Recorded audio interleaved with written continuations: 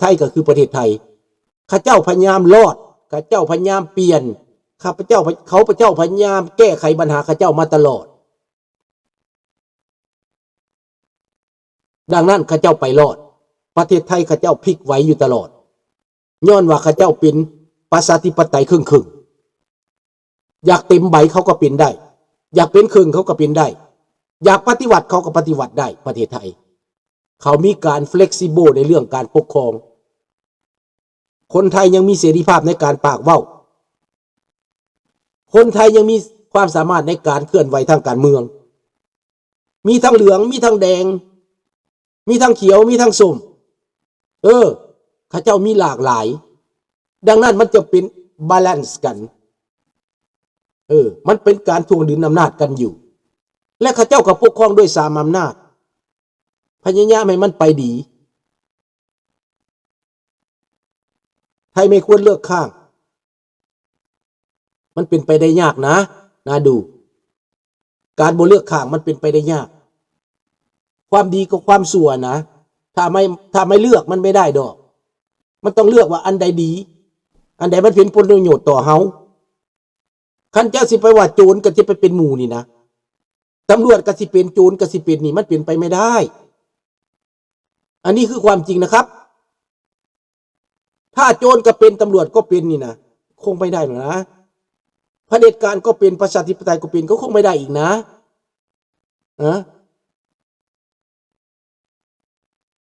ระวัง112ละกันจะไปทำอะไร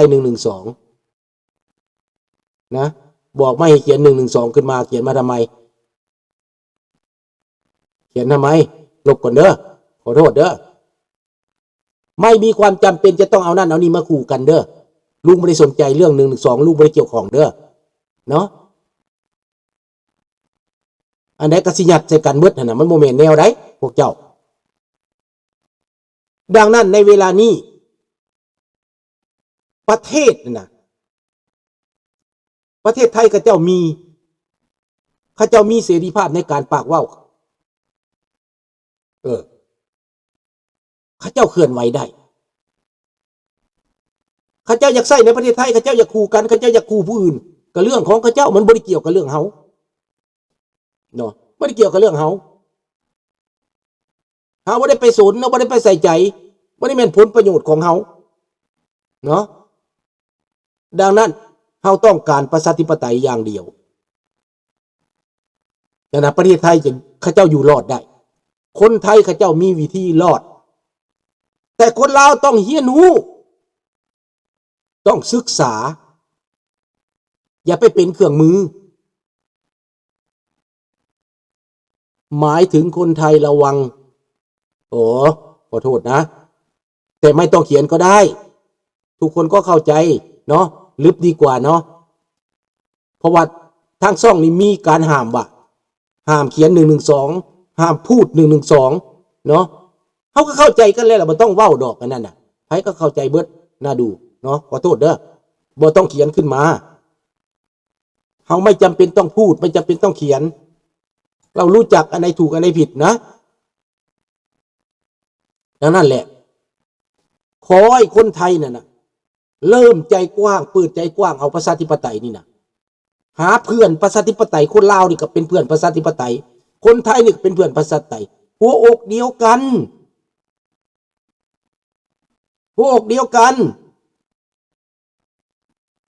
เห็นบอกฟิลิปปินส์ในตอนนี้นะลูกของบักอะไรยังก็บักกันนา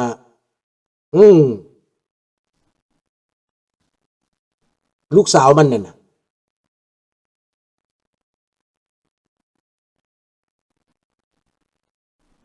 ก็ยังว่าบ่ให้เขียนพวกเจ้าก็ได้ลุงห้ามมาบ่ให้เขียน112ขึ้นมานี่ยังว่าบ่ให้มาเว้ายังว่าเฮาบ่ไปเกี่ยวข้องตัวนั้นลูกหลานบักดูเตอร์เต้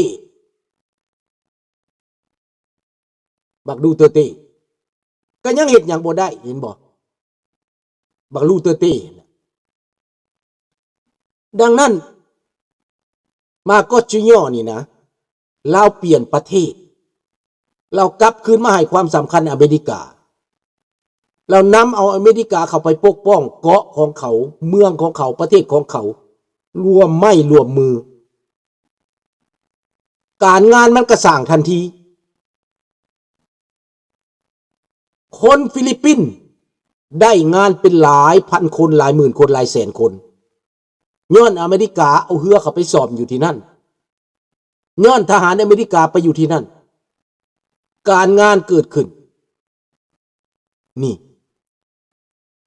เด้อลุงห้ามเขียนตัวนั้นเด้อเรือไปแตะต้องเรื่องตัวนี้นะห้ามเด็ดขาดทุกคนนะอยากว่าอยู่บนอื่นในห้องนี่บ่หลักแล้วก็บ่เว้าถึงอีกให้ระมัดระวังเท่านั้นเพราะว่าเฮาจะมีบรรยากาศเฮาจะเว้าหน้าที่ของเฮาทุกคนถ้าเข้ามาในห้องนี้ให้เข้าใจว่าลุงบ่ให้เว้าแนวอื่นเว้าได้เบิดแต่อย่าไปแตะเรื่องนี้นะแม่นแล้วอู่ซ่อมเรือคนฟิลิปปินส์ได้งานได้ความมั่นคงจีนบ่กล้าไปเฮ็ดเห็นบ่ตั้งแต่อเมริกาขนอาวุธเข้าไปขนทหารอเมริกาเข้าไปจีนบ่กล้าเยี่ยมได้เงียบได้จีนน่ะเห็นบ่นี่คือความจริงแหละจีนบ่กล้าทะเยอทะยานได้อันนี้ต้องบึงทั้งประเทศไทยน่ะถ้าว่าเป็นพันธมิตรอเมริกาต่อไปเรื่อยๆด้านการทหารด้านความมั่นคงด้านเศรษฐกิจ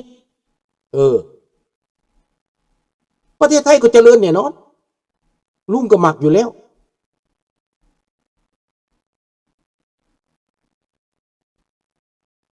เจ็ดไปยึดก็ยึดบ่ได้ดอกเพราะว่าพวกฟิลิปปินส์เขาปกป้องอเมริกาเขาขนทหารเข้าไปยึดบ่ได้เจ้าขอบใจหลายๆขอบใจหลายที่ให้ความร่วมมือเนาะเพราะว่าเฮาอยากไว้สะดวกนะเฮาบ่อยากไปแตะเรื่องนั้นเฮาบ่มีความจำเป็นเด้อลูกหลานเด้อเว้าก็บ่ต้องเว้าลุงก็บอกแล้วห้ามข้อห้ามในข้อเมืองนี่นะห้ามไปแตะต้องตัวนั้นสิ่งที่เพิ่นห้ามแล้วเป็นยังบ่ฟังเวียกของเพิ่นบ้านของเพิ่นเมืองของเพิ่น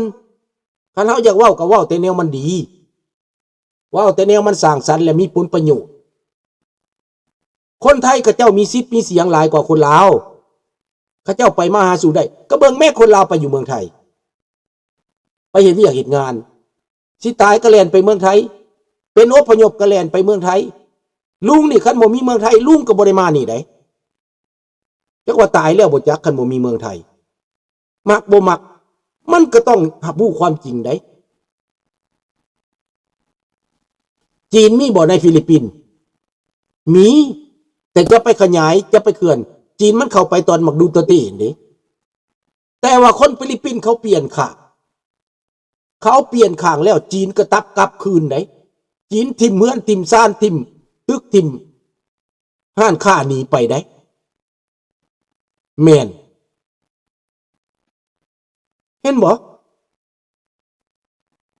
ดังนั้นนี่เมื่อเป็นเช่นนั้นน่ะดูเตอร์เต้ไปทิศทางไปขึ้นศาลเขาจับไปขึ้นศาลแล้วเป็นอะไรล่ะมิดเป็นบ่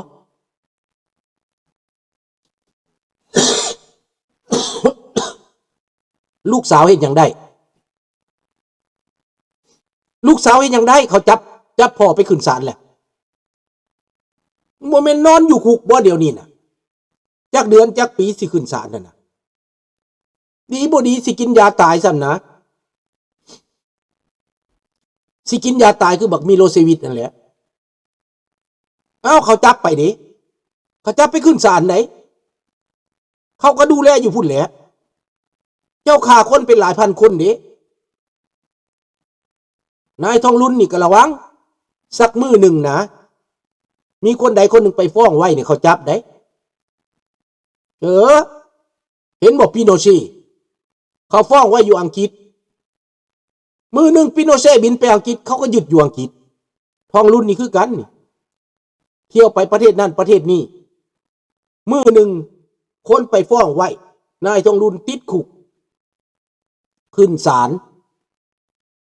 ตายบ่ได้เกิดแบบปิโนเช่แหละเห็นมั้ย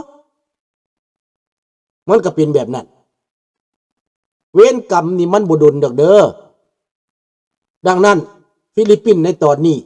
ทางเลือกของเขาหลายดีขึ้นการงานดีขึ้นข้าพเจ้าก็อยากให้ประเทศไทยกลับคืนมาเหมือนเดิมเพราะว่าคนอเมริกาคนโลกนี่นิยมประเทศไทยอยู่แล้วเรื่องท่องเที่ยวลุงก็นิยมเมืองไทยนิยมคนไทยมันก็ธรรมชาติเนาะเฮามีเสื้อสายลายรองเฮามีเลือดเนื้อเสื้อไขแม่นบ่มาความนิยมก็ต้องมีแต่ว่าตอนนี้มันมีความลำบากใจเฮาก็โจ๊ะก่อนเรื่องสิไปเรื่องสิอยู่เรื่องสิเที่ยวในเมื่อมันบ่ทันมั่นคงในเมื่อมันบ่ทันราบรื่นก็โจ๊ะไว้ก่อนคือเมืองลาวหั่นแหละในเมื่อเมืองลาวเป็นแบบนี้ฮักปานใดแพงปานใดห่วงปานใดเฮาก็อดใจไว้ก่อนเนาะแม่นบ่พี่น้องต้องอดใจไว้ก่อนไดมื้อนี้กะว่าบักโปรตีน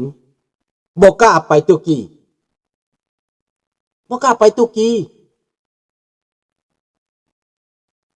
แม่นท่านเคซีนี่ก็ลูกอีสานลูกลาวอีสานเด้ท่านเคซีก็ได้แม่นบ่แล้วนั่นเพิ่นก็ฮักคือข้าพเจ้านี่ฮักเมืองไทยน่ะฮักเมืองลาวฮักเมืองไทยคนสองแผ่นดินมันของธรรมดาได้พี่น้องเราว่า yes เรา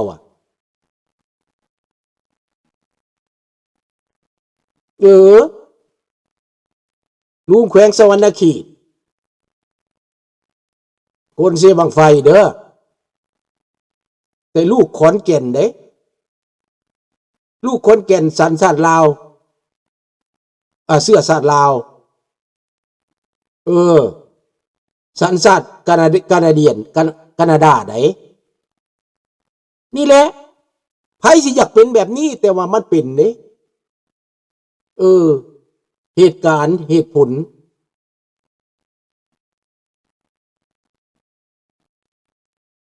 เพิ่นเขียนลาวเขียนไทยบ่ได้เพราะเพิ่นใหญ่ในอเมริกามาเพิ่นเป็นคนอำเภอปะปากได้นะอำเภอปะปากนั่นน่ะนครพนมเฮาได้มาเอ้ย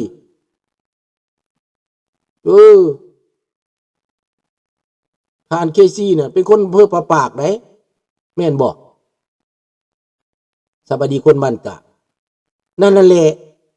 พวกเฮาต้องปรับต้องจูนเข้ากันให้มันได้คนลาวคนไทยต้องจูนใจใส่กันเว้าภาษาเดียวกันกินปลาแดกกินปลาล่าอันเดียวกันนี่นะกินข้าวเหนียวกินข้าวเจ้าอันเดียวกันนี่ต้องจูนให้มันได้จูนเคลื่อนเสื่อมคืนเนี่ยมันเข้ากันให้มันเป็นประโยชน์ขนาดเขาเว้าคนละภาษาเขายังซอยกันได้แม่นลุงเห็นเพิ่มขึ้นเป็นหลายหมื่นได้ขอบใจหลายๆเด้อ FC ทุกท่านที่เข้ามาให้การสนับสนุนให้ความสำคัญให้ความสนใจ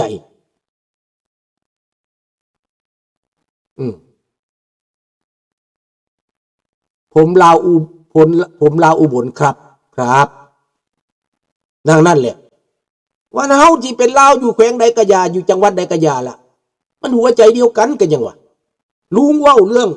คำเว้าว่าหัวใจเดียวกันนี่นะมันต้องการอันเดียวกันกินปลาล่ามันมีความรู้สึกอันเดียวกันนะคนไทยถ้ากินปลาล่าแล้วนี่แนวใดก็ทราบซึ่งเรื่องปลาล่าโลดแหละทำอีตัวไอ้แบะปลาล่านี่แต่บัดกินไปกินมามันอร่อยนะข้าพเจ้าไปเที่ยวเฮือสำราญพุ่นนะออกจากเฮือสำราญมาลูกชายไปกินส้มตำอีสานแซ่บๆพุ่นนะกินลาบก้อยพุ่นนะออกจากเฮือสำราญมายังบ่ลืมลาบก้อยยังบ่ลืมข้าวเหนียวน่ะให้พวกเจ้าคิดเอาเจ้าสบายดีเพชรดังนั้นแหละคนลาวคนไทยมันหัวใจอันเดียวกันความคิดของเฮาน่ะต้องจูนเข้ากันเด้อพี่น้องเด้อ เพื่อประชาธิปไตยเพื่อเสรีภาพ